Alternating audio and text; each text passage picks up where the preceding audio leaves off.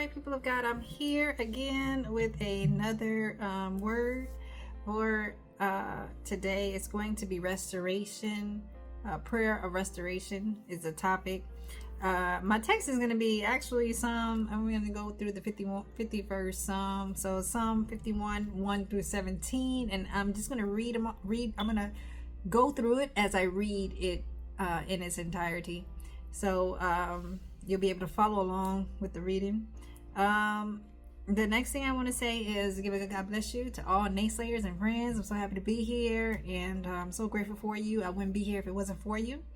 And I'm going to go ahead and pray. Father, in the name of Jesus, we thank you for this day. God, we thank you for what you're about to allow us to do. We thank you for the word that is going forth, and let it touch our hearts and our minds, and let us be clear that if there's anything that we've done, we ask for forgiveness today, God. We thank you for forgiving us. Lord, we ask you to search our hearts, and should you find anything that's not like you, we'll ask you to take it away today. These blessings we ask in your mighty name, and all God's people say amen. All right, so let's get started. Again, the topic is prayer of restoration, and the text is going to be coming from Psalm 51, 1 through 17. I'm going to do my best to kind of take it a little slower, but I have to get in and get out because I don't want to get shut off. So I thank God, and thank God for you and how many of you have subscribed already. God bless you. Thank you so much. It helps a whole lot so we can keep going and stay on a little bit longer. All right, so let's go into with the word. Have mercy upon me, O God, according to thy loving kindness, according unto the multitude of thy tender mercies. Blot out my transgressions. Now, we've read this before. We've heard this before. The second verse says, wash me thoroughly from mine iniquity, and cleanse me from my sin. Okay? For I acknowledge my transgressions, and my sin is ever before me. So it's showing us the steps to restoration. And you have to go through these proper steps in order for you to get that restoration. The fourth verse says, against thee only have I sinned, and done this evil in thy sight, that thou mightest be justified when thou speakest, and be clear when thou judgest. Because simply, you have to realize you sinned to God. That's who you sin. When you think you're sinning against man or whatever, you're sinning against God. You're not doing anything to man. Man is man. But when you do anything to man, it's to God, right? So the first thing he does is acknowledge that he sinned against God. And then it says, behold, I was shapen in iniquity, and in sin did my mother conceive me. Just going back to remind himself that he was conceived in sin. Amen. That sin, we were born in sin. That's what he's speaking of when he says, sin did my mother conceive me. And the sixth verse says, behold, thou desires truth in the inward parts, and in the hidden part thou shalt make me to know wisdom. This is deep, because now he's talking about the inner part of him, his heart, everything inside of him, his heart, his soul. Behold, thou desires truth. He knows that God desires only the truth in the inward parts and in the hidden part. Okay? The seventh verse says, purge me with hyssop. He means clean me up. Purge me with hyssop, and I shall be clean. Wash me, and I shall be whiter than snow. And to purge, it simply means to start draining out the stuff that's bad and making sure you separate properly, that filter. Making sure that you separate that bad, get that bad out of there. Purge me, get it all out. And then he says, make me to hear joy. It's the 8th verse. Make me to hear joy and gladness, that the bones which thou hast broken may rejoice. See, because sometimes when you are in when you are in sin, and you're just living there, sitting there in sin without repenting, confessing your sins, without acknowledging that you did wrong, and you just sit there and keep doing the same wrong continuously, it starts to mess with the bones. That's what David is talking about. And in this part where we're talking about bones, we're talking about all the way down, deep down in the body. It's starting to affect the body. And when it affects the body, he's saying, make me to hear joy. You don't have any joy. You don't have any joy. And then he says, and gladness. You're not glad because you're in sin. So now he's saying he want to hear all that. So take it all away. He want to rejoice again. The 9th verse says, hide thy face from my sin. Sometimes you can't stand your own sin. And the Bible says, hide thy face from my sins, and blot out all mine iniquities. He didn't say some of them, all of mine iniquities, right?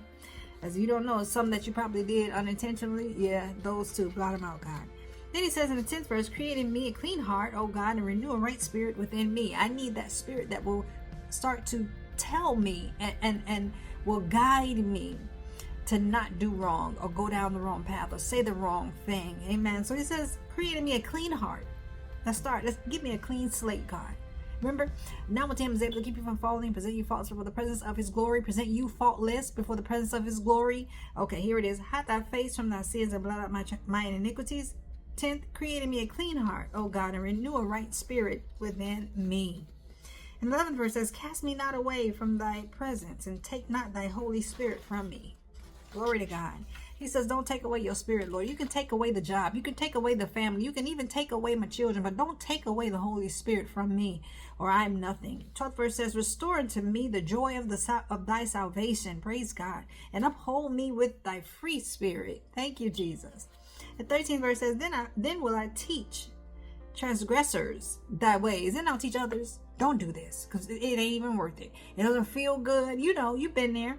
Doesn't feel good. Don't go down the wrong path. He says, then I will teach transgressors. That's a blessing that he's willing to do that. And sinners shall be converted unto thee. I'm bringing them into the body of Christ. I'm going to go, and the Bible says, if I be lifted up from the earth, I'll draw all men unto me. He's saying, I'm going to be one, fisherman, fishers of men, rather. And that's what he's describing here. The 14th verse says, deliver me from blood guiltiness, O God, thou God of my salvation, and my tongue shall sing aloud of thy righteousness. And 15th verse says, O Lord, open thou my lips, and my mouth shall show forth thy praise. Thank you, Jesus. 16th verse says, for thou desires not sacrifice, else would I give it. Thou delightest not in burnt offering. It's better to give than to sacrifice. Where we get that from? The 17th verse says, sacrifices of God are a broken spirit, a broken and a contrite heart, O God, thou wilt not despise.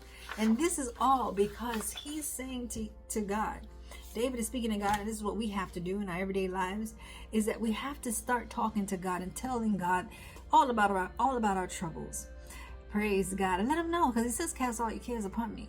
So go to him in prayer. Go to him fasting and praying. Go to him confessing all of your sins. Get rid of it all. Don't hold on to it. It's not worth it. It's going to keep you sick. It's going to make you a mess. It's not going to make you feel good. So you want to get out of that so you can get your joy back. You can get your peace back. Get your hope back and your love back. Your faith stronger in the name of Jesus. And we thank God for the word of God because it speaks to us. And praise God. This is something that you can use on your everyday life. Go in and read this 51st Psalm. Read it, and get it for yourself and see if you see yourself in it. And if you see yourself in it, then you know God is getting ready to make a great transformation in your life, in your heart, in your spirit, in your soul. You are about to be transformed and you are about to be restored. God bless you. God bless you. I'm out of here. Thank you so much for listening, and I pray that you got something out of it. Restoration prayer. And if you got something out of it, you will get that this is a prayer of restoration. But on this journey, on the spiritual journey, you're going to have some ups and you're going to have some downs. But you got to know how to go to God. And that's one thing David taught us, that you must stay before the Lord. You got to encourage yourself. He taught us. He's shown us so many different things that we need to take from his experience. This is why he says he's teaching others what not to do. Amen. So God bless you. I love you, and go bless somebody else.